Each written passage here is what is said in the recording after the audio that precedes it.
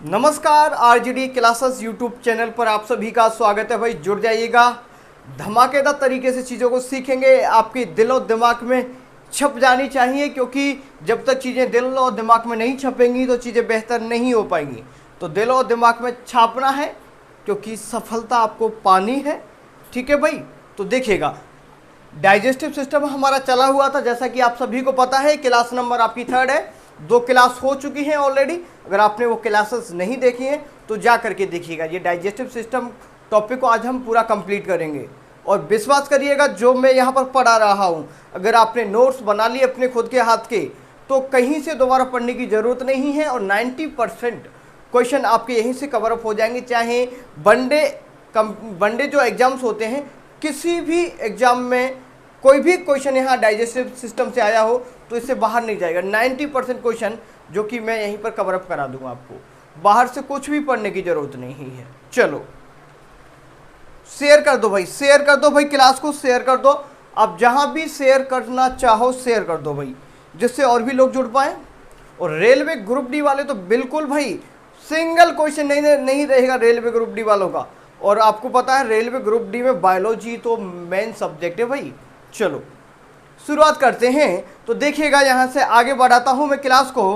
कल हमने पाचन तंत्र में स्टोमक आमाशय को कंप्लीट कर लिया था, जैसा कि आपको पता है आमाशय को कंप्लीट कर लिया था। आज हम बात करेंगे आंत के बारे में, इंटेस्टाइन।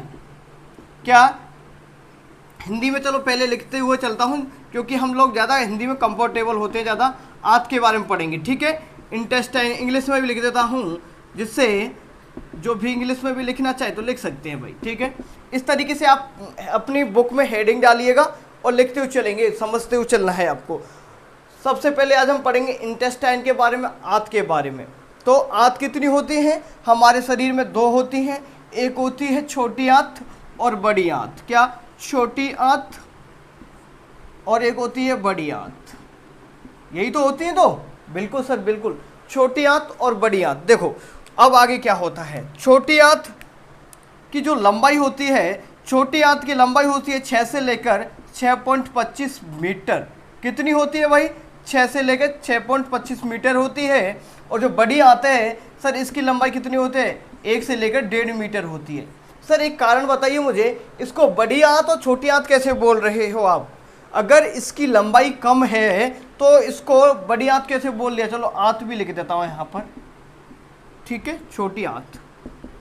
देखो इसकी जो लंबाई है, लंबाई लिख देता हूँ, देखिएगा इसकी जो लेंथ है वो है आपकी 6 से लेकर 6.5 भी कहीं कहीं मिल जाएगा आपको।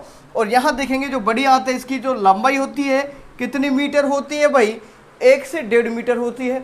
तो बड़ी क्यों बोलते हैं? देखो इसके पीछे सीधा सा सरल लॉजिक यही है कि जो इसका जो डायामीटर होता है, व्यास होता है इसका, किसका? छोटी आंत का डायामीटर, व्यास बहुत कम होता है, और जो आपकी बड़ी आंत है इसका डायमीटर ज़्यादा होता है। ठीक है भाई, देखो मैं आपको यहाँ पर मैप ड्रॉ करके समझाता हूँ, जिससे चीज़ें आपको अच्छे तरीके से याद हो जाएं। देखिएगा पहले ये है आपकी, ये है फूड पाइप। ये क्या है? Food pipe. ये मैंने बताया था आपको। यहाँ देखिएगा थोड़ा सा इस तरीके से, ये जो जे शेप में होता है इसका नाम क्या है भाई? बताएंगे मुझे। चलो मैं पहले बना देता हूँ इसको पूरा। देखो भाई, थोड़ा सा देख समझना भाई, यहाँ पर आपको सभी चीज़ें क्लियर हो जाएंगी। देखो ये तो होती है आपकी छोटी आंत। अब दूसरा मार्कर यूज करता हूँ, यहाँ पर देखिएगा, यहाँ से जो आगे स्टार्ट होती है जिस तरीके से, ये होती है आपकी, यहाँ देखो ये इस तरीके, थोड़ा सा मैं आपको समझाने के लिए चीज़ों को इस तरीके से ड्रॉ कर रहा हूँ भाई। ठीक है, समझाने के लिए मैं चीज़ों को इस तरीके से बना रहा हूँ, तो समझने की कोशिश करिएगा। देखिएगा यहाँ पर ये जो है, देखो भाई यहाँ पर देखिएगा, ये जो है ये है आपकी छोटी आंत। ये क्या है? ये इसको बोलते हैं छोटी आंत। क्या? छोटी आंत। ठीक है, छोटी आंत। ये छोटी आंत है यहाँ से लेकर के यहाँ तक। ये है बड़ी आंत। ये क्या है? बड़ी आंत। आपको पूरा इसी डायग्राम से याद होने वाला है, सब कुछ याद हो जाएगा। दिमाग में बिठाइए, जो इस तरीके से जो होती है, ये मैंने दूरियां, मैंने यहाँ पर कुछ चीज़ें लिखूंगा इसलिए बना दी है, नहीं तो बिल्कुल सघन होती है, इस तरीके से होती है ये। तो समझाने के लिए चीज़ें हैं आपके लिए।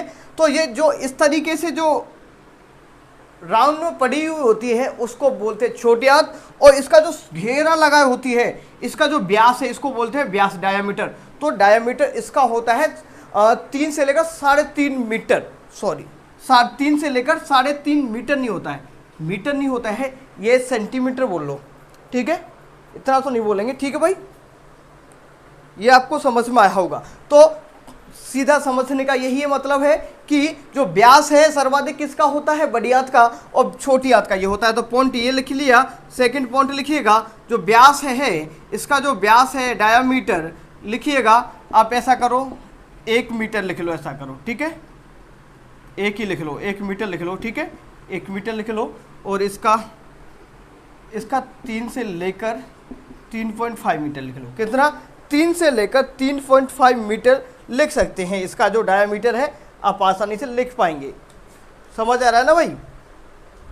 और वैसे एग्जैक्ट इसको याद करने की कोई ज़रूरत नहीं है, तो ये होगा आपका। अब देखिएगा आगे की चीज़ें, इसमें और क्या होता है, इसके साथ देखिएगा जो छोटी आंत और बड़ी आंत, छोटी आंत के 3 भाग होते हैं। तो देखिएगा आपको याद करने के लिए जो पॉइंट है इनको बेशक हटा सकते हो, याद करने के लिए जो पॉइंट मैं बना देता हूँ, मैंने इसी को पूछता है, बड़ी आंत की भी लंबाई नहीं पूछता, छोटी आंत की लंबाई पूछता है, बस ये रखना याद। अब देखो भाई कैसे चीज़ें रहती है। तो जो छोटी आंत है इसके 3 भाग होते हैं, छोटी आंत के कितने भाग होते हैं, 3 भाग होते हैं, और बड़ी आंत के भी 3 भाग होते हैं, दोनों के 3-3 भाग होते हैं। ये सभी लिखते हुए जाएगी इसी तरीके से मैं जो लिख रहा हूँ। अब देखिएगा कौन कौन से भाग होते हैं। यहाँ पर जो पहला भाग होता है छोटी आंत का, इसको नाम देते हैं हम ड्यूडेनम। क्या, ड्यूडेनम, इंग्लिश में लिख देता हूँ यहाँ पर, देखिएगा 1 मिनट भाई, 1 मिनट, ड्यूडेनम, ठीक है। जो ये होता है ना छोटी आंत का जो पहला भाग होता है उसे ड्यूडेनम बोलते हैं। और जो दूसरा वाला भाग है, यहाँ पर ड्रॉ कर लो इसको, इस वाले को कर लो, ठीक है, जो दूसरा वाला भाग होता है इसको बोलते हैं जेजुनम। क्या, जेजुनम। और जो तीसरा वाला भाग होता है ये वाला, इसको बोलते हैं इलियम। क्या बोलते हैं, इलियम। तो लिखिएगा भाई कि छोटी आंत के कितने भाग होते हैं सर, 3 भाग होते हैं। देखिए ऑफलाइन क्लास की तरह पढ़ना है आपको, अगर आप जल्दी करेंगे तो भाई जल्दी में चीज़ें नहीं हो पाएंगी, बिल्कुल आसानी से पढ़ना है, क्योंकि जितना आप धीरे और आसानी से पढ़ोगे, कॉन्सेंट्रेशन के साथ पढ़ोगे, तो आपकी दिमाग में चीज़ें लंबे समय तक रहेंगी, याद रहेंगी। और ये जो डायग्राम मैं बना रहा हूँ गंदा संदा, तो इसको अपने दिमाग में बैठाना है, क्योंकि हमारा जो दिमाग है ये पिक्चर फॉर्मेट को जल्दी ऑब्जर्व करता है। देन जो डिजिट्स में जैसे हम चीज़ों को याद करते हैं तो याद नहीं रहता, तो ये बहुत ज़्यादा इंपॉर्टेंट है ये, ठीक है, तो इसको याद रखना है। तो ये 3 भाग कौन से बताए सर ने, पहला देखिए ड्यूडेनम, दूसरा कौन सा होगा, ये जेजुनम हो गया, दूसरा ये थर्ड ये होगा इलियम। तो लिख लीजिएगा यहाँ पर, लिख लीजिएगा इसके 3 पार्ट होते हैं। तो पहला पार्ट का नाम क्या है, और हाँ ड्यूडेनम। एक नाम और आ जाता है इसका जो इम्पोर्टेंट है, ग्रहेडी, इसी को बोलते हैं ग्रहेडी, ठीक है। दूसरा नाम है जेजुनम, जेजुनम। जो थर्ड नाम आता है आपका इलियम। क्या, इलियम। लिखिएगा, नोट करिएगा और बढ़िएगा आगे, ठीक है। 3 भाग याद हो गए, नहीं हुए, ड्यूडेनम, जेजुनम और इलियम। अब इधर की बात करते हैं, बड़ी आंत के भी 3 भाग होते हैं। पहला भाग होता है यहाँ पर, इसको बोलते हैं सीकम। क्या बोलते हैं भाई, सीकम बोलते हैं। दूसरा पार्ट होता है, इसको बोलते हैं कॉलन। क्या बोलते हैं दूसरे भाग को, कॉलन। और तीसरा जो भाग होता है यहाँ पर, ये वाला पार्ट है, इसको रेक्टम बोलते हैं। क्या बोलते हैं, रेक्टम। समझ आया भाई। देखिएगा बड़ी आंत के भी 3 भाग होते हैं, पहला वाला भाग होता है सीकम, दूसरा कॉलन, और जो तीसरा वाला भाग होता है उसे बोलते हैं रेक्टम। समझ आया। तो 3 भाग यहाँ पर लिख लीजिएगा। पहला लिखिएगा भाई, यहाँ पर नोट करते हुए चलेंगे। तो पहला भाग हुआ आपका सीकम, दूसरा वाला भाग हुआ आपका कॉलन, तीसरा वाला जो भाग हुआ रेक्टम। कौन सा है, रेक्टम। इसी तरीके से हिंदी में लिख के चलूंगा आपको, तो समझ में अच्छे तरीके से आ रहा होगा। आया कि नहीं आया भाई, समझ में आया होगा। बताइए, यहाँ तक चीज़ें कंप्लीट हुई भाई आपको। अब मैं आपको पूरा डिटेल में समझाऊंगा कि पाचन कैसे होता है, कैसे आगे चीज़ें बढ़ती हैं। क्लियर हुआ भाई सभी को यहाँ तक। हो गया हो तो भाई इनको मैं थोड़ा सा इरेज करता हूँ। ये आपने नोट कर लिया होगा उम्मीद करता हूँ। इसको थोड़े समय के लिए मैं मिटा देता हूँ जिससे जो अंदर की बात है वो हम समझ पाएँ। ठीक है, इसको मैं इरेज करता हूँ, 1 मिनट रुकिएगा। यहाँ तक चीज़ें समझ में आ रहा होगा। चलो यहाँ देखिएगा भाई, तो कल हमने यहाँ तक पढ़ लिया था कि अमावास्या पूरा कंप्लीट कर दिया। चलो अमावास्या के बारे में थोड़ा सा रिवीजन कर लो, अमावास्या के बारे में भी थोड़ा सा रिवीजन कर लो। अमावास्या का जो शेप होता है, आकार कैसा होता है अमावास्या का? सर अमावास्या का आकार होता है जे आकार का होता है, रेड कलर का होता है, समझ में ना। इसके 3 भाग बताए थे, कार्डिया, फंडस, पाइलोरिक। जो पाइलोरिक वाला पार्ट है, ये यहाँ पर पाइलोरिक वाला पार्ट है जो कि गृहिणी से जुड़ा होता है। छोटी आंत से कौन सा भाग जुड़ा होता है अमाशय का? तो बताना है आपको पाइलोरिक। अब दूसरा क्वेश्चन, जो फूड पाइप है, फूड पाइप से अमाशय का कौन सा भाग जुड़ा होता है? तो बताना होगा आपको कार्डिया। यहीं से क्वेश्चन बनते हैं। यहीं पर जो एचसीएल के ऊपर एक म्यूसिन की लेयर पाई जाती है, रेनिन, पेप्सिन, जो एंजाइम्स यहीं पर निकलते हैं, आपको पता है। यहाँ पर जैसे ही भोजन आता है तो भोजन में जो बैक्टीरिया होते हैं उनको नष्ट करने का काम करता है। कौन करता है भाई? वो जो कौन करता है? एचसीएल करता है। दूसरा पॉइंट क्या है, यह बताया था मैंने आपको, यहाँ पर जो फूड आता है तो वो उसको सड़ने से बचाता है, एचसीएल बचाता है। ये सभी चीज़ें और भी मैं आपको बता चुका हूँ। तो अब बढ़ते हैं आगे, अपने आंत के वाले टॉपिक को कंप्लीट करते हैं। लिखिएगा थोड़ा सा, मैं लिख ही देता हूँ या हेडिंग बना देता हूँ। आंत, छोटी आंत, छोटी आंत। अब देखो छोटी आंत के बारे में पूरा डिटेल में समझते जाओ और लिखते हुए जाएंगे। लिखूंगा कम, अपने दिमाग में बैठाना ज़्यादा। आपको क्या करना है? दिमाग में ज़्यादा बैठाना है, लिखना कम है। देखो, हाँ देखो 3 मार्कर ले लिए मैंने आपके लिए, जिससे कि आपको चीज़ें अच्छी तरीके से समझ में आ पाएंगी। तो पहला भाग कौन सा है? ड्यूडेनम। याद करिएगा, पहला भाग कौन सा बताया सर मैंने? ड्यूडेनम। इसी को गृहिणी भी बोलते हैं। क्या? गृहिणी। दूसरा भाग ये बताया था मैंने आपको, इसका नाम जेजुनम था, जेजुनम। तीसरा जो भाग बताया था मैंने आपको, इसका नाम क्या बताया था भाई? तीसरे भाग का नाम बताइएगा, इलियम। यही तो समझाया था। और जो बड़ी आंत का जो तीसरा वाला भाग होता है, इसको बोलते हैं रेक्टम। क्या बोलते हैं भाई? रेक्टम।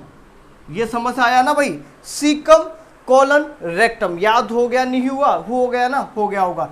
अब देखो कि पाचन एक्चुअल में कैसे होता है। यहाँ पर आपको पता है, मैंने बताया था आपको, यहाँ पर प्रोटीन का पाचन हो जाता है। प्रोटीन का पूरा पाचन तो नहीं होता, 90% प्रोटीन का पाचन अमाशय में हो जाता है। पेप्सिन, पेप्सिन जो एंजाइम है वो जो एक्चुअल में जो पेप्सिनोजन के रूप में जो पाया जाता है, तो वो क्या करता है? जो प्रोटीन को पेप्टाइड और पेप्टोन्स में बदल लेता है। यहाँ तक चीज़ें क्लियर हो गया। अब बाकी का जो पाचन है बड़ी आंत में होगा, छोटी आंत में होगा। पहले तो यहाँ पर मुख्य रूप से जो पाचन होता है, मुख्य रूप से क्वेश्चन ये बनता है कि सर्वाधिक पाचन कहाँ पर होता है? छोटी आंत में। यही होता है। क्लियर है? यहीं पर समझिएगा अच्छे तरीके से, बहुत सारी चीज़ें आपको समझने को मिलेंगी। तो जो ड्यूडेनम वाला भाग है यहाँ, अब देखना, अब कहानी में कुछ इस तरीके से अलग से बनाता हूँ आपको, तो समझने की कोशिश करेंगे। देखो भाई, ये यहाँ से, हाँ ऐसा करता हूँ, यहीं बना देता हूँ। ठीक है, देखो भाई यहाँ देखिएगा, अब मैं कुछ चीज़ें आपके लिए अलग से बना रहा हूँ। तो फोकस बनाना है आपको पूरा का पूरा। ये क्या बना दिया भाई? देखो पूरा का पूरा ध्यान देंगे भाई, थोड़ा सा ध्यान देना है आपको। इस तरीके से कुछ चीज़ें बना रहा हूँ, इसको ऐसे रहने दो। देखो अब इसी मैप से समझेंगे भाई पूरी चीज़। ये क्या बना दिया सर आपने? ये है आपका लीवर। ये क्या है आपका? यकृत। ये क्या है? यकृत, लीवर। इसी को जिगर भी बोलते, जिगर। ठीक है, तो भाई कितना? यकृत। ये है यकृत। ये क्या है? ये है पित्ताशय। ये क्या है? पित्ताशय। गॉल ब्लैडर भी बोलते हैं इसको। ठीक है, गॉल ब्लैडर, गॉल ब्लैडर यहाँ लिख देता हूँ, 1 मिनट। गॉल ब्लैडर समझिएगा, थोड़ा सा समझिएगा। देखिएगा, जो छोटी आंत से आपका जो यकृत जुड़ा हुआ होता है, क्या यकृत जुड़ा हुआ होता है? तो यकृत से भी मैंने बताया था आपको कि जो हमारे भोजन को पाचन करवाने के लिए एंजाइम्स हेल्पफुल होते हैं, एंजाइम्स की हेल्प से ही पाचन कंप्लीट होता है। तो वो सभी चीज़ें मैं आपको, एंजाइम्स जूस हेल्प करते हैं, तो वो सभी चीज़ें मैं आपके सामने ड्रॉ कर रहा हूँ, समझिएगा। एक स्ट्रक्चर और यहीं पर बना देता हूँ, जिससे चीज़ें आपको समझ में अच्छे तरीके से आ जाएंगी। देखिएगा यहाँ पर एक ये पत्ती शेप में ये रही, ये रहा ये पत्ती शेप में, हाँ ठीक है, इस तरीके से, हाँ ठीक है भाई। अब देखिएगा ये है यकृत, ये है अग्नाशय ग्रंथि, इसका नाम क्या है? अग्नाशय ग्रंथि। क्या नाम है? अग्नाशय ग्रंथि। आप समझिएगा कहानी में अब ट्विस्ट आएगा, बहुत ही मजा आएगा, पूरा कंसंट्रेशन बनाना है आपको। यहाँ पर ये जो लीफ शेप में है ये है अग्नाशय ग्रंथि, और जो ऊपर है ये है आपकी यकृत या लीवर, ठीक है भाई। तो शरीर का सबसे बड़ी ग्रंथि बताएं तो भाई कौन सी ग्रंथि है? वो है यकृत ग्रंथि है। तो सबसे पहले हम ऐसा करते हैं, यकृत के बारे में पढ़ लेते हैं जिससे चीज़ें आगे बढ़ पाएं। तो हेडिंग भी बनाना चाहो तो सबसे पहले यकृत के बारे में लिखिएगा, यकृत, यकृत, जिगर, ठीक है, या लीवर, ये लिखिएगा, ये सब कुछ लिखते हुए चलेगा। अब यकृत के बारे में पूरा डिटेल में समझा रहा हूं। देखिएगा जो यकृत है, यकृत के भी दो पार्ट होते हैं। कितने? एक राइट एक लेफ्ट, राइट और लेफ्ट दो पार्ट होते हैं। यकृत का काम क्या है? यकृत का वजन कितना होता है? यकृत में कौन सी कोशिका पाई जाती हैं? यकृत का काम क्या है? ये सभी चीजें मैं आपको पूरा डिटेल में समझाने वाला हूं। तो पूरा फोकस बनाना है यहाँ पर। कहाँ पर? यहाँ पर। तो यकृत का पहले आप ऐसा करो, पहले डिटेल सुन लो थोड़ा थोड़ा, जिससे आपको यकृत के बारे में पता चल जाए कैसा है, छोटा मोटा कैसा है ये। तो यकृत का जो वजन होता है, वजन लिखिएगा, पहला पॉइंट वजन या वेट, इसका जो वजन होता है 1.5 से लेकर 1.7 kg, ठीक है। कितना भाई? 1.5 किलो से लेकर, ठीक है, 1.50 ग्राम से लेकर 500 ग्राम से लेकर 1.700 ग्राम, 1.700 ग्राम होता है वजन। मतलब लगभग 1.5 किलो इसका वजन होता है आपके यकृत का। ये आपको अच्छे तरीके से समझ में आया होगा। आया कि नहीं आया भाई? बिल्कुल सर। इसके दो भाग होते हैं। और यकृत क्या करता है? यकृत का काम देख लो। यकृत, हाँ पहले ये समझ लो, ठीक है। तो ये हो गया आपको यकृत के समझ। यकृत का वजन कितना होता है सर? कितना होता है? 1.5 किलो लगभग। 1 किलो 700 ग्राम या 1 किलो 700 ग्राम भी कर सकते हैं, या 500 ग्राम, ये हो गया सर। यकृत है, आपने हर बार बताया है अध्ययन को क्या बोलते हैं। तो यकृत के अध्ययन को क्या बोलते हैं? तो लिखिएगा इंपॉर्टेंट पॉइंट, यकृत के अध्ययन को बोलते हैं हिपैटोलॉजी। हिपैटोलॉजी क्या बोलते हैं? यकृत के अध्ययन को क्या बोलते हैं? हिपैटोलॉजी। लिखने की जरूरत तो नहीं है भाई, ठीक है, समझ आ रहा ना। इसमें हिपैटिक कोशिका पाई जाती हैं। क्या? इसमें हिपैटिक कोशिका पाई जाती हैं। थोड़ा सा लिखिएगा, हिपैटिक कोशिका, इसमें हिपैटिक कोशिका पाई जाती हैं। या वो दूसरा बोले तो देखिए कूफर कोशिका भी इसमें पाई जाती हैं। लिखिएगा, मोस्ट इंपॉर्टेंट पॉइंट बता रहा हूँ, हिपैटिक कोशिका, कूफर कोशिका या फेगोसाइटिक। देखो एक नाम और आता है फेगोसाइटिक कोशिका, फेगोसाइटिक कोशिका। अब इन सभी का मतलब मैं आपको बताऊंगा, पूरा डिटेल में समझते हुए सुनते हुए जाना है आपको। देखिएगा यकृत के बारे में मैंने बताया, यकृत का वजन कितना होता है? लगभग 1.5 किलो होता है। यकृत के अध्ययन को हिपैटोलॉजी कहते हैं, क्योंकि इसमें जो सेल होती हैं उनको हिपैटिक सेल बोलते हैं। क्या बोलते हैं? हिपैटिक कोशिका। इसी में कूफर कोशिकाएं भी पाई जाती हैं और फेगोसाइटिक जो कोशिका भी पाई जाती हैं। ये मैंने आपको पूरा डिटेल में बता दिया था, ठीक है भाई। यहाँ तक चीज़ें समझ में आए। फेगोसाइटिक जानते हो ना? फेगोसाइटिक ये परजीवी कोशिका, ये जो होती है अपनी कोशिका के अंदर कोई जीव आ जाता तो उसको अपने अंदर लेकर के पचा जाती है। जैसे अमीबा होता है ना, वो अपने अंदर लेता है और अपना भोजन बना लेता है, अंदर से खा जाता है। तो फेगोसाइटिक कोशिका, ये समझ में आपको अच्छी तरीके आएगा। अध्ययन को क्या बोलते हैं भाई? हिपैटोलॉजी कहते हैं। और हिपैटिक सेल पाई जाती है कूफर और साइगो जो फेगोसाइटिक। यहाँ तक चीज़ें आपको समझ में अच्छे तरीके से आ रहा होगा। उम्मीद करूंगा भाई समझ में अच्छे तरीके से आपको सभी को आ रहा है। चलो आगे बढ़ते हैं। और क्या होता है सर यहाँ पर? देखिए यकृत में और क्या होता है। यकृत का आप काम देख लो, यकृत का आप काम सीख लेते हैं। यकृत का काम क्या होता है? तो फंक्शंस कहाँ पर लिखेंगे? यहाँ लिख देते हैं, ऐसा करते हैं, यहाँ पर लिख देते हैं फंक्शंस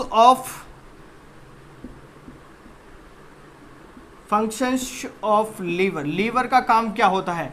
तो काम बहुत ज़्यादा इंपॉर्टेंट है भाई, समझ लो। यकृत का काम बहुत ज़्यादा इंपॉर्टेंट है, यहीं पर समझ लो। यकृत का काम क्या होता है? हिंदी में लिखो भाई काम। यकृत के काम या कार्य क्या क्या हैं? यकृत क्या करता है हमारे शरीर में? पूरा धैर्य के साथ में बैठना है आपको। 1 घंटे की क्लास हो सकती है भाई साहब, थोड़ा सा धैर्य बनाए रखना है, क्योंकि अच्छी चीज़ें आपको चाहिए तो थोड़ा सा मेहनत ज़रूर है। तो अगर आप ऑनलाइन की तरफ पढ़ोगे तो मुझे पता है क्लास छोड़ के चले जाओगे, लेकिन क्लास छोड़ना सॉल्यूशन नहीं है। क्लास में टिके रहना, धैर्य बनाए रखना बहुत ज़रूरी है, क्योंकि जीवन में अगर आप कुछ भी प्राप्त करोगे तो बिना मुश्किल के कुछ भी प्राप्त नहीं होता। और जो चीज़ हमें आसानी से प्राप्त हो जाती है हम उसकी कदर नहीं करते। समझ आ रहा है ना? तो ध्यानपूर्वक समझते जाइएगा और बढ़ते जाइएगा आगे। देखो पहला काम क्या होता है यकृत का। यकृत का काम होता है जो हानिकारक जो चीज़ें होती हैं, जहरीले पदार्थों को जहरीले पदार्थों को बदलना। क्या? जहरीले पदार्थों को बदलना। क्या? को बदलना। पहला काम क्या है? जहरीले पदार्थों को बदलना। किसमें? कम जहरीले पदार्थों, टॉक्सिक एलिमेंट को कन्वर्टर, इसको टॉक्सिक कन्वर्टर के नाम से भी जानते हैं। टॉक्सिक कन्वर्टर किसे बोलते हैं? यकृत को बोला जाता है। देखो सर ये तो समझ में तो नहीं आया। जहरीले पदार्थ, अमोनिया, मैंने आपको जब एक्सक्रिएटरी सिस्टम पढ़ाया था, उत्सर्जन तंत्र, तो उस टाइम पे समझाया था जो यूरिया है, यूरिया कैसे बढ़ता है। जो अमोनिया है, सबसे पहले अमोनिया लीवर में जाता है, तो लीवर अमोनिया को किस में चेंज करता है? यूरिन में चेंज कर, यूरिया में चेंज करता है ना, यूरिया से फिर यूरिन बनता है। यही प्रोसेस है। चलो लिख ही देता हूँ। सबसे पहले जो आपका जो अमोनिया होता है NH3, ये कन्वर्ट किस में होता है भाई? ये यूरिया में होता है। ये है यूरिया का सूत्र, इसको बोलते हैं यूरिया। यूरिया से बनता है फिर यूरिन। क्या बनता है? यूरिन। यही तो मैंने कल समझाया था ना। जो ये है अमोनिया, समझ में आ रहा है ना भाई? अमोनिया से क्या बनता है? आपका यूरिया से बनता है यूरिन। तो जो मैंने बताया जो अमोनिया है बहुत ही ज़्यादा हानिकारक है, बहुत ज़्यादा टॉक्सिक एलिमेंट है। तो समझ में आया? तो पहला काम क्या हुआ सर? पहला काम है ये टॉक्सिक कन्वर्टर है। हानिकारक जो भी चीज़ें होती हैं, जो एलिमेंट्स होते हैं, उनको कन्वर्ट करता है हमारा लीवर। दूसरा काम बताइएगा सर, तो यहाँ पॉइंट ही डाल लेता हूँ यहाँ पर, ठीक है। चलो एक पॉइंट ये हो गया, दूसरा पॉइंट लिखिएगा सर। दूसरा, इसमें जो हिपेरिन का निर्माण करता है, किसका निर्माण करता है सर? हिपेरिन का निर्माण सर। देखो सर हिपेरिन का निर्माण से क्या मतलब हुआ? देखो हमारे शरीर में जो ब्लड, जो खून है, खून बहता है ना, तो जो बहता क्यों रहता है? जो पाइप्स है ना, पाइप्स में क्यों बहता रहता है सर? बहता इसलिए रहता है क्योंकि वहाँ पर जो हिपेरिन नाम का जो मटेरियल है, जो हिपेरिन नाम का एलिमेंट है, ये उनकी हेल्प करता है। ये क्या करता है? जो ब्लड को जमने नहीं देता है। अगर ब्लड जम गया, अगर ब्लड का थक्का बन गया, तो फिर क्या होगा सर? हार्ट अटैक आएगा और आपकी मृत्यु हो जाएगी। यही तो मैंने बताया था। तो देखिएगा जो हिपेरिन का निर्माण करता है कौन? यकृत। अगर आपके शरीर में हिपेरिन का उत्पादन नहीं हो रहा है, हिपेरिन का निर्माण नहीं हो रहा है, तो जो कोरोनरी जो धमनी होती है उसमें क्या है? हिपेरिन की मात्रा कम हो गई तो उसमें ब्लड जमना स्टार्ट हो जाता है। जब खून जमता है तो एक बीमारी हो जाती है। उसे क्या कहते हैं भाई? उसे क्या कहते हैं? या लिख देता हूं, क्या बोलते हैं उसे? देखो रक्त का जमाव होने पर एस्थेरोक्लोरोसिस। क्या बीमारी का नाम क्या है? एस्थेरोक्लोरोसिस नाम की डिजीज हो जाती है। समझ आया? तो कितना अच्छा काम बताया मैंने। पहला जहरीले पदार्थों को बदलना, दूसरा हिपेरिन का निर्माण करना, तीसरा काम और समझ लो, तीसरा काम और समझ लीजिएगा। तीसरा काम लिख देते हैं, यहाँ पर लिख देते हैं। तीसरा काम है कोलेस्ट्रॉल का निर्माण करना। क्या? कोलेस्ट्रॉल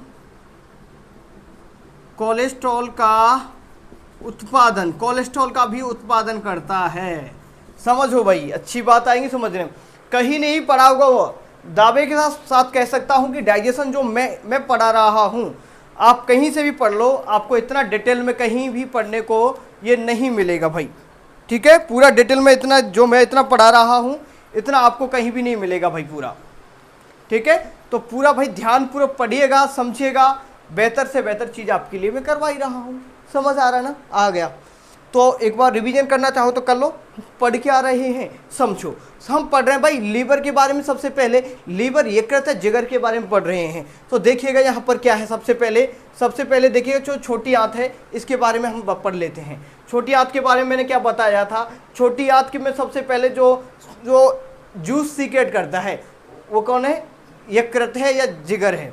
अब देखो इसके बारे में मैंने बताया। इसका यकृत का वजन कितना होता है सर? लगभग 1.5 kg वजन होता है। इसके अध्ययन को हेपेटोलॉजी कहते हैं। इसमें हेपेटिक सेल पाई जाती हैं, कूपर सेल पाई जाती है, फेगोसाइटिक सेल भी इसमें पाई जाती हैं। ठीक है भाई, यहाँ तक आपको चीज़ें समझ में अच्छे तरीके से आ गया। अब बताया मैंने कि लीवर का काम क्या होता है। तो लीवर में क्या है, जो जहरीले पदार्थ हैं उनको कन्वर्ट करता है। जैसा कि ये मैंने बताया, ये जो यूरिन बना देता है। ठीक है, ये उदाहरण से आपको समझ में आ गया होगा। हिपेरिन का उत्पादन करता है। हिपेरिन क्यों जरूरी है? क्योंकि ब्लड का थक्का नहीं जमेगा भाई। ठीक है, उसमें भी हेल्प करता है। और ये कोलेस्ट्रॉल का निर्माण भी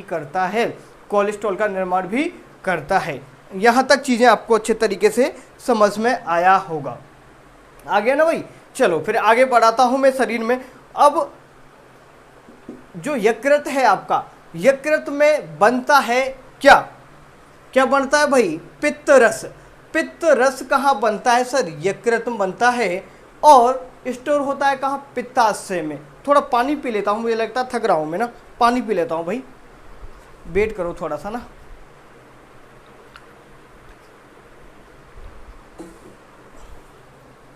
यहाँ तक किसी को कोई प्रॉब्लम नहीं होगा उम्मीद करूँगा। अब मैं इसको मिटा रहा हूँ। नोट करना तो कर लिया होगा, स्क्रीनशॉट वगैरह लेना चाहो तो ले सकते हो। चलो, यकृत के बारे में पढ़ रहे हैं। अब मैं पढ़ाऊँगा आपको आगे की चीज़ें, समझिएगा।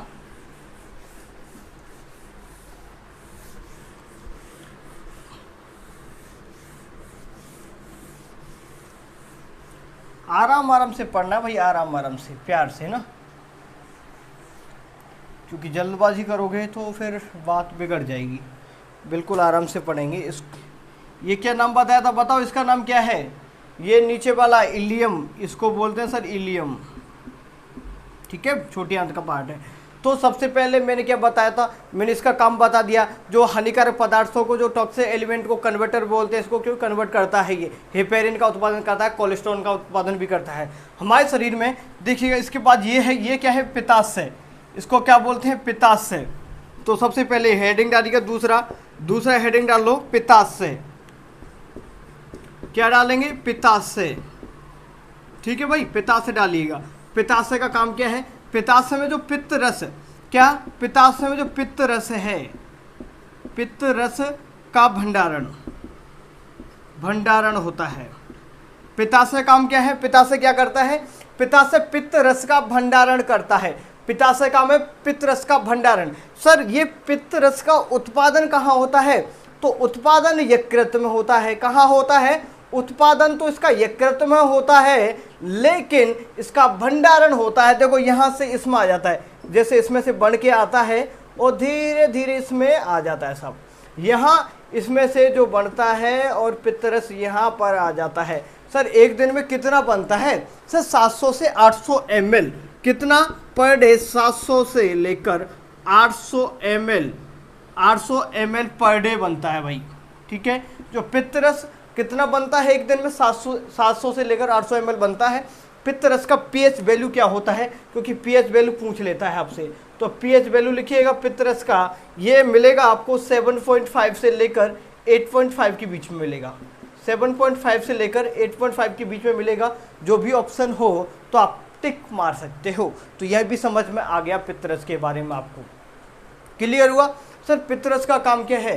तो पित्तरस में आपको पता है यहाँ पर क्या है, जो पीएच वैल्यू देखिएगा, पीएच कितना है इसका? 7.5 से लेकर 8.5। ठीक है, 7.5 से लेकर 8.5। मतलब इसकी जो प्रकृति है वो कैसी है? क्षारीय है। ये किसी प्रकृति हो गई, इसकी क्षारीय है। तो क्षारीय प्रकृति, देखो मैंने बताया था यहाँ पर जैसे ही भोजन यहाँ आता है अमाशय में, तो HCl यहाँ से छोड़ देता है, तो जो भोजन आता है वो अम्लीय बन जाता है। जैसे ही भोजन आया यहाँ पर जो हानिकारक पदार्थों को क्या कर दिया भाई? खत्म कर दिया। जो जीव वगैरह आते हैं उनको खत्म किया। यहाँ पर जो HCl स्रावित होता है तो खट्टा हो जाता है भोजन। जब खट्टा हो जाता है तो जो अम्लीय हो जाता है ना, ध्यान से सुनो, देखो अम्लीय हो जाता है तो फिर आते हैं यहाँ पर थोड़ा सा कभी कभी देखो चीज़ें हाँ इधर उधर हो जाते हैं, थोड़ा सा नोटिस नहीं करना आपको। कभी कभी होता है देखो कि हर इंसान के अंदर भी गलतियाँ होती है भाई। तो कोई कोई जैसे क्लास में ले रहा होगा तो बहुत से लोग होते हैं जो कि सिर्फ मेरी कमियों को देखेंगे।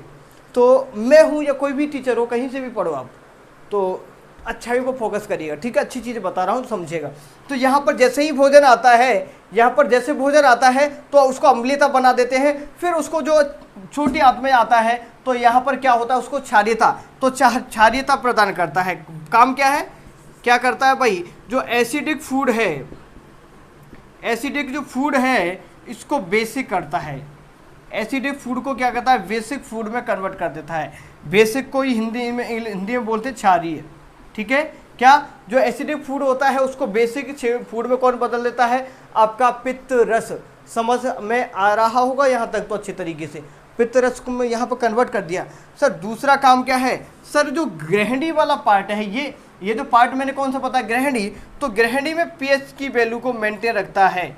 ग्रहणी में पीएच का नियंत्रण, ग्रहणी में पीएच का जो नियंत्रण भी यही रखता है। थोड़ा सा राइटिंग में फोकस मत करिएगा। तो ग्रहणी में पीएच का नियंत्रण भी कौन रखता है, आपका यही रखता है। यहाँ तक चीज़ें समझ में आया होगा, समझ में आया कि नहीं आया भाई, यहाँ तक चीज़ें अच्छे तरीके से आपको समझ में आ गया होगा, उम्मीद करता हूँ।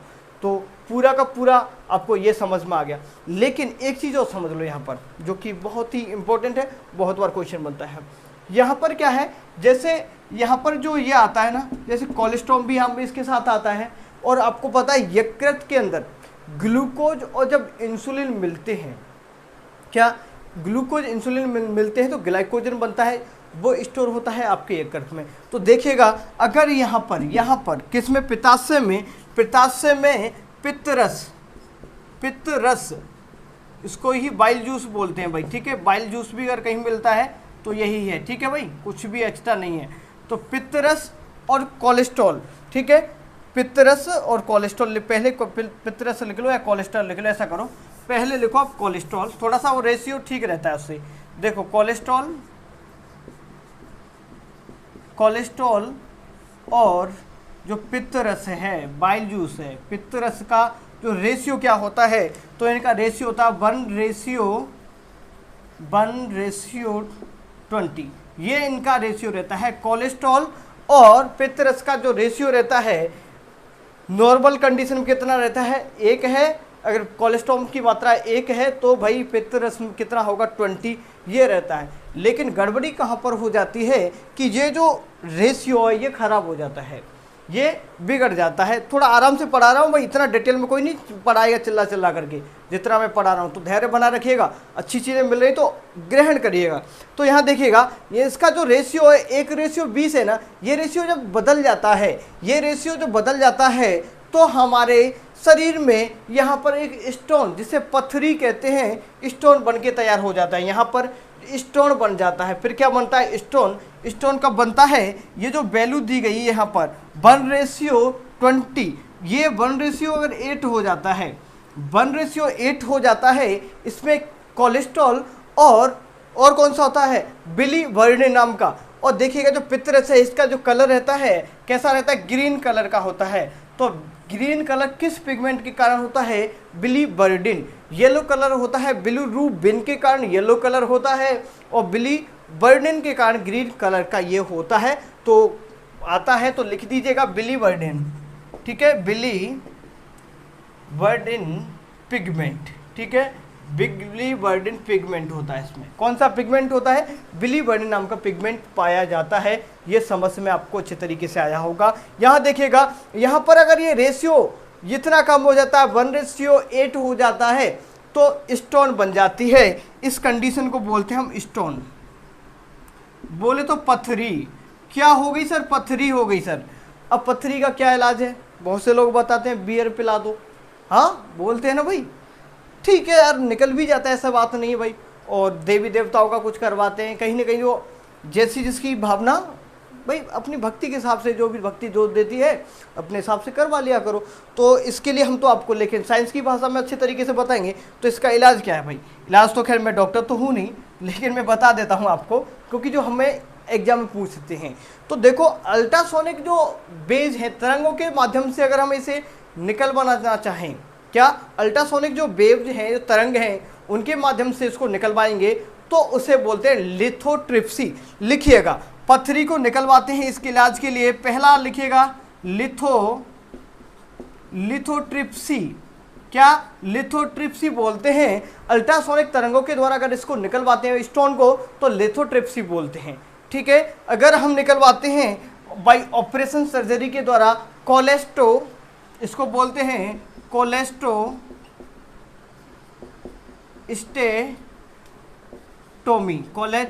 कोलेटोस्टेक्टोमी, ये नाम है, थोड़ा सा बड़ा नाम है, तो ये बोलते हैं। इन दोनों को याद रखना है आपको। समझ आया कि नहीं आया भाई? समझ में पूरा आया होगा अच्छे तरीके से। क्लियर हुआ? आगे बढ़ाएं फिर कहानी को। सर बहुत हो गया, आपने इतना कैसे पढ़ा दिया? हाँ, ऐसे ही पढ़ेंगे तभी तो भाई एग्जाम पास होगा, ऐसे थोड़ी ना हो जाएगा। मैं ख़त्म कराना चाहता तो आधे घंटे में भी पूरा टॉपिक फिनिश कर देता, लेकिन मुझे चीज़ें तो बेहतर पढ़ाना है। समझ में आया? चलो अब आते हैं अग्नाशय के बारे में पढ़ेंगे। यहाँ तक देखिएगा, समझ में पूरा आ गया होगा आपको। अब पढ़ेंगे अग्नाशय।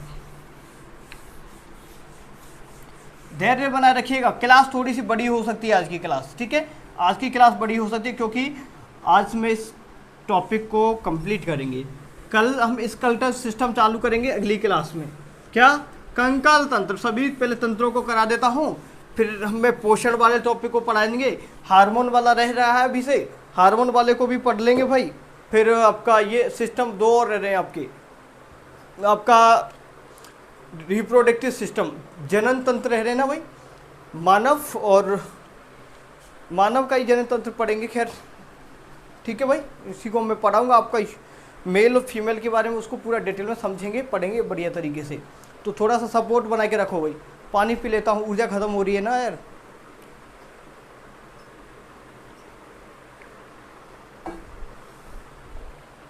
यहां तक समझ आया?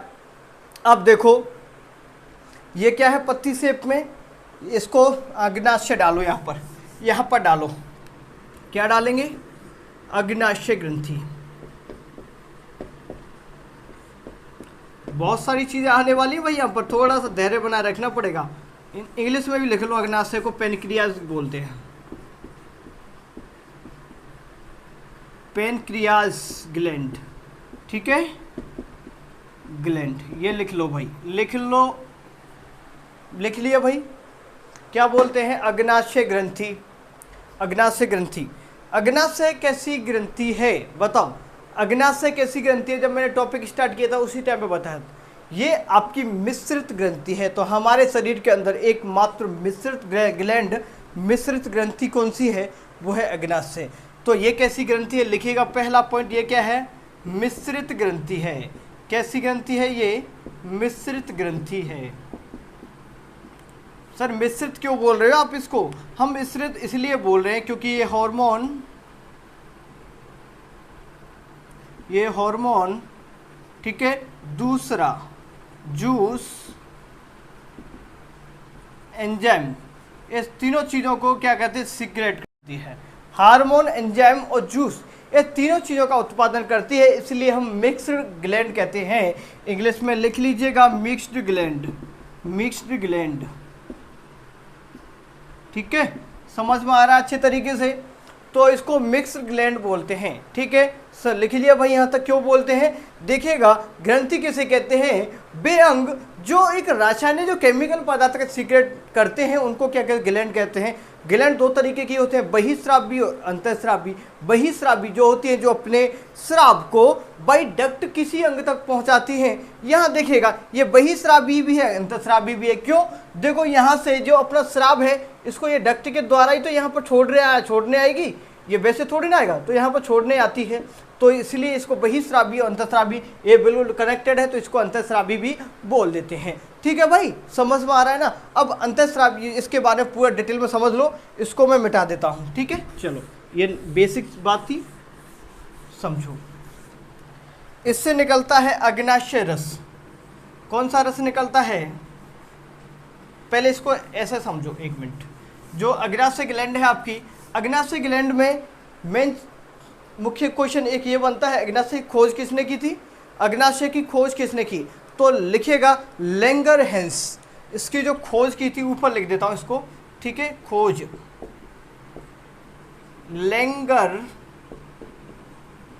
लैंगरहैंस नामक वैज्ञानिक ने इसकी खोज की थी साहब। किसने की? लैंगरहैंस नामक वैज्ञानिक ने किसकी खोज की? इसकी खोज की, किसकी? अग्नाशय की। और उसके बाद 1958 में सिंगर नामक वैज्ञानिक, निकोलसन सिंगर नाम के वैज्ञानिक हुए थे, उन्हें इंसुलिन की खोज के लिए, उन्होंने इंसुलिन की खोज की थी गाय में। वैसे एनसीईआरटी मैंने पढ़ा था, तो एनसीईआरटी में पहले दिखाया भी गया था कि शुगर पे हुई थी, शुगर पर सबसे पहले किसकी खोज हुई? इंसुलिन की। वो आगे की चीज़ें बता रहा हूँ थोड़ा सा, तो कहीं कहीं अगर आपको ऑप्शन में गाय मिलता है तो गाय भी आपका बिल्कुल सही रहेगा, गाय पे भी बाद में हुई थी, लेकिन एक्चुअल में देखें तो शुगर पर पहले क्या हुई थी? खोज हुई थी। ठीक है भाई, चलो अब मैं बात करता हूँ थोड़ा टॉपिक बाई है मैं। तो अग्नाशय ग्रंथि के बारे में देखिएगा। अग्नाशय ग्रंथि में देखो जो इसमें कोशिकाएं पाई जाती हैं, 4 तरीके की कोशिकाएं पाई जाती हैं। क्या? 4 प्रकार की इसके अंदर कोशिकाएं पाई जाती हैं, ये लिख लो भाई। क्या? 4 तरीके की कोशिकाएं पाई जाती हैं इसमें, लिख लो भाई कौन कौन सी होती हैं। पहली कोशिका पाई जाती है इसमें, वो लिखेगा अल्फा सेल, दूसरी होती है बीटा सेल, तीसरी होती है आपकी डेल्टा, इसको बोलते हैं डेल्टा, ठीक है, डेल्टा सेल, और चौथी होती है आपकी एफ सेल। ठीक है भाई, एफ सेल। कितने, जो अग्नाशय ग्रंथि है उसमें कितने प्रकार की कोशिकाएं होती हैं, ये क्वेश्चन बनेगा। तो कितने प्रकार की कोशिकाएं होती हैं सर? 4 प्रकार की। कितने प्रकार की? Alpha, beta, delta and F cell, 4 प्रकार की कोशिकाएं पाई जाती हैं। इन 3 का काम पूरा मैं हार्मोन्स पढ़ाऊंगा जब पढ़ा दूंगा, लेकिन थोड़ा थोड़ा मैं आपको बता देता हूं। मेन रूप से आज हम पढ़ेंगे मुख्य रूप से एफ सेल के बारे में पढ़ेंगे। मुख्य रूप से जो डाइजेस्टिव सिस्टम में हमें हेल्प करती है वो करती है हमारी एफ सेल। क्या? F cell. ठीक है, तो नाम याद हो गया, अल्फा, बीटा और डेल्टा और एफ सेल ये होती हैं। इनके बारे में थोड़ा थोड़ा बता दो। एक्चुअली देखिएगा जो अल्फा सेल होती है, अल्फा सेल ये ग्लूकागोन कौन सा हार्मोन? ग्लूकागोन हार्मोन निकालती है। ये जो बीटा सेल है इंसुलिन हार्मोन। लिखिएगा जो अग्नाशय की किस ग्रंथि से निकलते हैं? तो बीटा सेल से इंसुलिन, और इससे सोमेटोस्टेटिन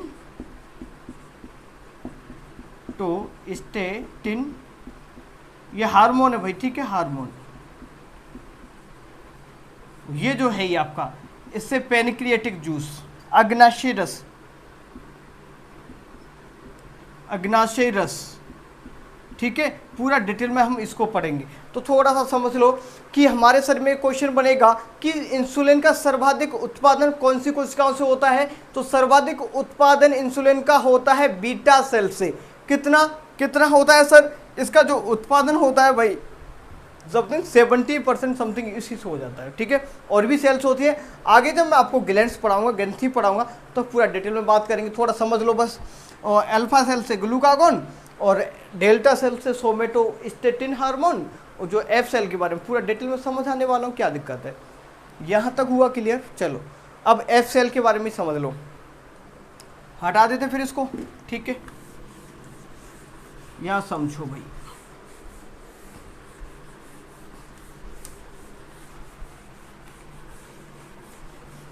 हेडिंग डालिएगा एफ सेल। क्या हेडिंग डालिएगा? वही एफ सेल। सेल बोले तो कोशिका लिख लेना, लिखना चाहे तो। एफ तो एफ ही होगा भाई, एफ को क्या बोले हैं अलग से। ठीक है, एफ सेल। अब देखो इससे क्या है, 3 तरीके के हार्मोन निकलते हैं एफ सेल से। एफ सेल से 3 तरीके के, देखो हार्मोन नहीं निकलते, सॉरी 3 तरीका देखिए एंजाइम। देखो यहाँ पर देखिएगा, इस एक तो ट्रिप्सिन निकलता है। देखो ट्रिप्सिन हिंदी में लिखता हूँ, चलो हिंदी में थोड़ा कंफर्टेबल ज़्यादा होते हो आप। ट्रिप्सिन, दूसरा होता है अमाइलेज, इसको ऐसे लिखो एमाइलेज, तीसरा होता है आपका लाइपेज। क्या होता है? लाइपेज। ये 3 तरीके के एंजाइम साबित होते हैं इससे। कितने? 3, ट्रिप्सिन, एमाइलेज और लाइपेज। ट्रिप्सिन का काम क्या होता है? ट्रिप्सिन का काम क्या होता है ये मैंने बताया था आपको। मैंने क्या बताया था? जो प्रोटीन है, ध्यान देखो, ध्यान से देखो, जो प्रोटीन है, प्रोटीन से पेप्टोन और पेप्टाइड्स बने थे कि नहीं बने थे? बने थे कि नहीं बने थे भाई, बोलिए। यहाँ पर जो 90% जो पाचन हो गया था प्रोटीन का, अब ये क्या होता है, यहाँ पर जो 10% जो पाचन हो जाता है इसका, किसका? प्रोटीन का, तो अमीनो एसिड बन जाता है। यहाँ कौन सा बनता है? Amino acid.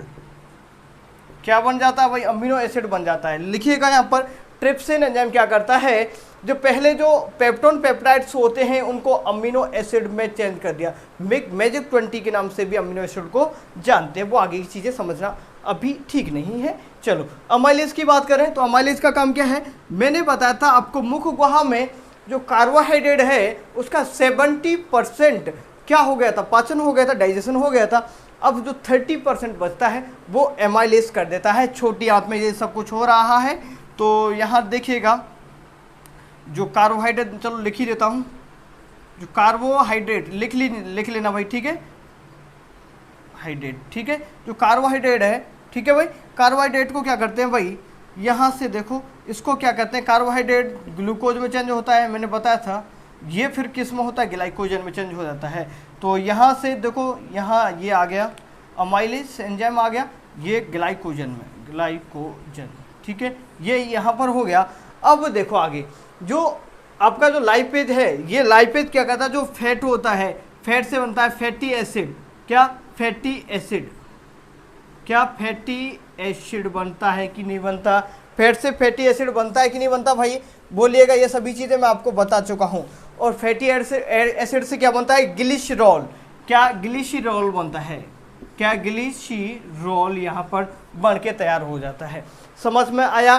ट्रिप्सिन, अमाइलेज और लाइपेज, यहाँ पर इन चीज़ों का पाचन होके कंप्लीट हो जाता है। तो कंप्लीट पाचन कहाँ पर हुआ? सब छोटी आंत में हुआ कि नहीं हुआ? हुआ ना भाई, हो गया तो अच्छी बात है। यहाँ तक आपको पूरा डिटेल में समझ में आया होगा। उम्मीद करूँगा कि आपको कुछ भी डाउट नहीं रहा होगा, ठीक है। कोई डाउट हो तो भाई कमेंट करके पूछना। अगर क्लास वगैरह अच्छा लगता है तो कमेंट्स ज़रूर छोड़िएगा, ठीक है। चलो आगे की चीज़ें पढ़ाता हूँ। टाइम कितना हो गया?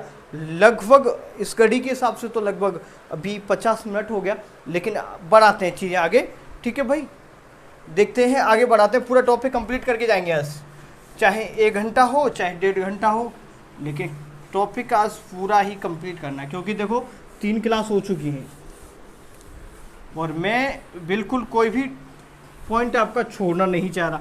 ये जो प्रोसेस हो रही है, ये प्रोसेस आपके छोटी आंत के पहले भाग में हो रही थी। छोटी आंत का जो पहला भाग मैंने बताया था उसका नाम क्या था? ये जो पूरी घटना घटित हो रही है, ये घटना घटित कहाँ हुई थी? छोटी आंत का एक पहला भाग मैंने बताया था आपको, ड्यूडेनम। क्या? ड्यूडेनम या ग्रहणी, ठीक है भाई। ग्रहणी वाला पार्ट क्लियर हुआ आपको, ठीक है। पेनक्रियाज वाला, ठीक है, पेनक्रियाज वाला हुआ, ये लीवर हुआ, ये सभी चीज़ें समझ में आ गया ना। तो ग्रहणी वाले पार्ट में पूरा क्लियर हो गया, ठीक है। ग्रहणी बोल लो। अब दूसरा पार्ट कौन सा बताया था सर मैंने? छोटी आंत का जेजुनम। जेजुनम लिखिएगा। इसमें भाई साहब पाचन नहीं होता है, पाचन नहीं, इसमें कुछ नहीं होता, ठीक है, पाचन नहीं होता। जो दूसरा वाले भाग है इसमें कुछ नहीं होता, पाचन नहीं होता। तीसरे भाग में आइए, तीसरा भाग है इलियम। तीसरा भाग है इलियम। इलियम में क्या क्या होता है मैंने आपको बताया था। इलियम में क्या है, चलो मैं बताने वाला हूँ। इलियम वाले पार्ट में क्या होता है, इस तरीके से कुछ स्ट्रक्चर पाई जाती है, इस तरीके से। तो इनमें यहाँ फूड होता है, यहाँ पर जो फूड होता है तो फूड का ऑब्जर्वेशन होता है। तो भोजन में से जो ऑब्जर्वेशन होता है, इसमें जो बिलाई पाई जाती हैं। तो इलियम वाले पार्ट में क्या पाई जाती है? बिलाई। क्या पाई जाती हैं? बिलाई। लिखिएगा, इलियम वाले पार्ट में पाई जाती हैं बिलाई। आपको समझ में आ रहा होगा, उम्मीद करता हूँ अच्छे तरीके से चीज़ें समझ में आ रहा होगा। इस वाले पार्ट में क्या पाए जाते हैं? बिलाई पाए जाते हैं, ठीक है। फूड का स्टोर होता है और फिर आगे फूड कहाँ जाता है? यहाँ पर अवशोषण हो जाता है, ठीक है। अवशोषण होगा यहाँ पर, लिखिएगा अवशोषण। अवशोषण होने के बाद फूड जाता है, फिर आपका यहाँ तक चीज़ें आ जाती हैं। और एक चीज़ समझना बहुत ज़रूरी है, चलो बताने वाला हूँ, यहाँ तक क्लियर हुआ, बस यही समझ लो। ज़्यादा फिर और डिटेल में पढ़ाऊँगा इसके बारे में तो फिर बहुत ज़्यादा बड़ा हो जाएगा ना। इलियम के बारे में इतना ही रहने दो, ठीक है। तो आपके एग्ज़ाम पॉइंट ऑफ व्यू से वनडे एग्ज़ाम के हिसाब से पूरा क्लियर है। अब मैं बड़ी आत को स्टार्ट करते हैं फिर, ठीक है। चलो बड़ी आत को स्टार्ट करते हैं भाई, बड़ी आत को शुरू करते हैं अच्छे तरीके से, कोई दिक्कत वाली बात नहीं होगी बिल्कुल।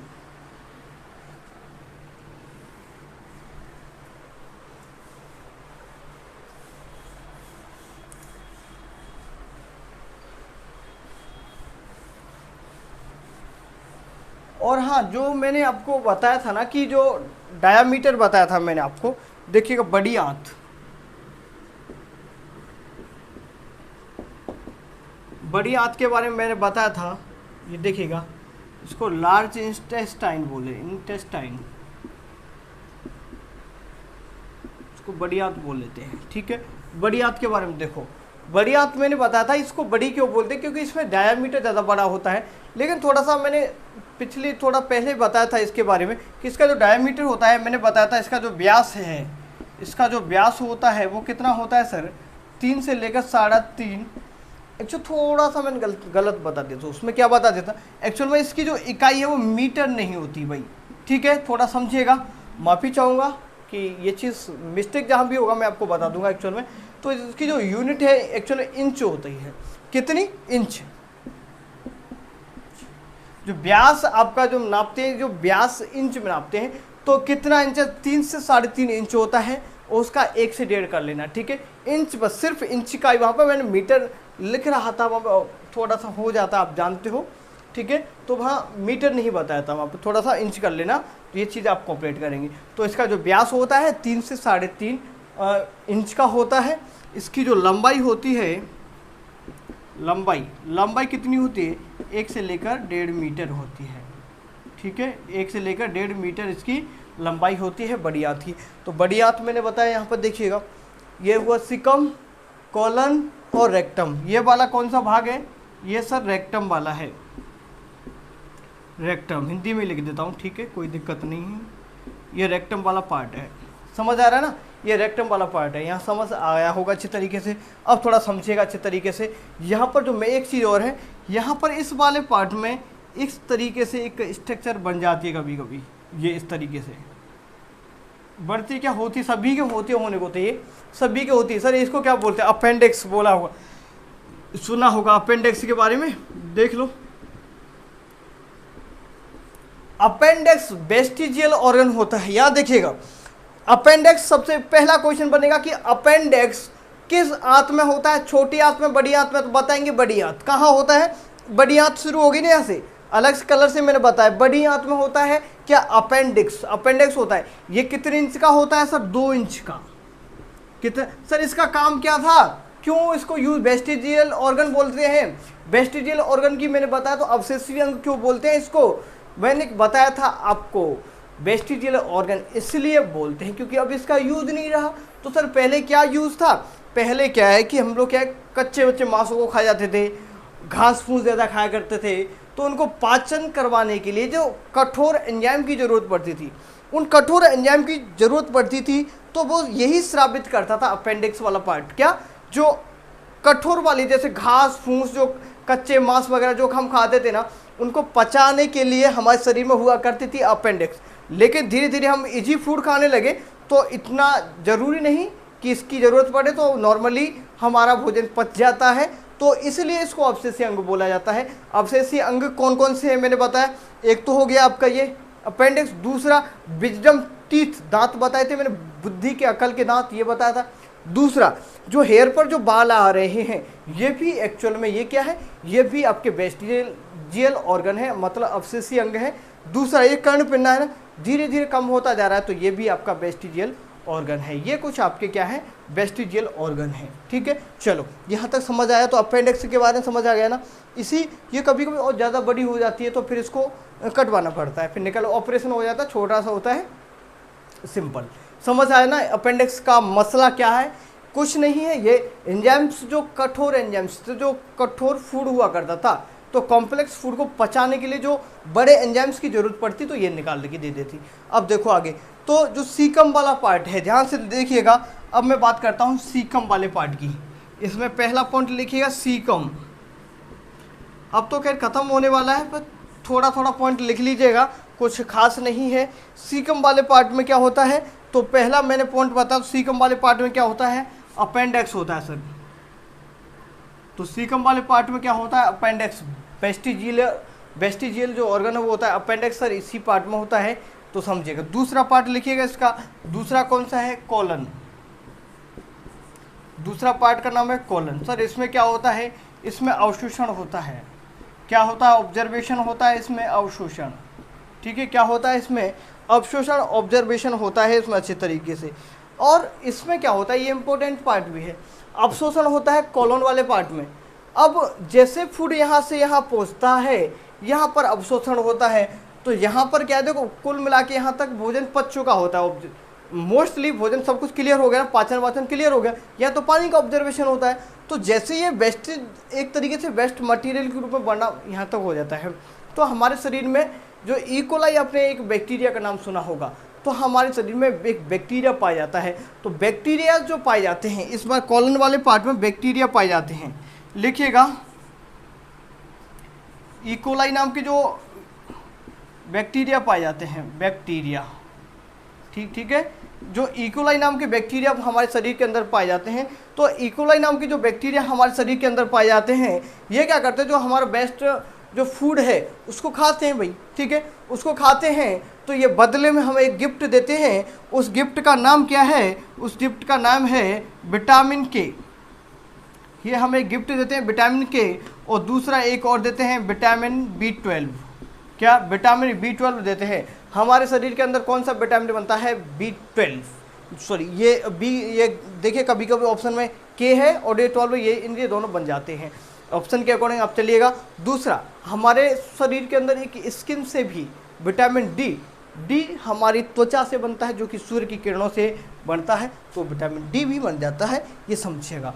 तो आपको समझ में आया होगा यहाँ पर विटामिन के और B12, यहाँ तक चीज़ें आपको अच्छे तरीके से बिल्कुल समझ में आ गया होगा, उम्मीद करता हूँ।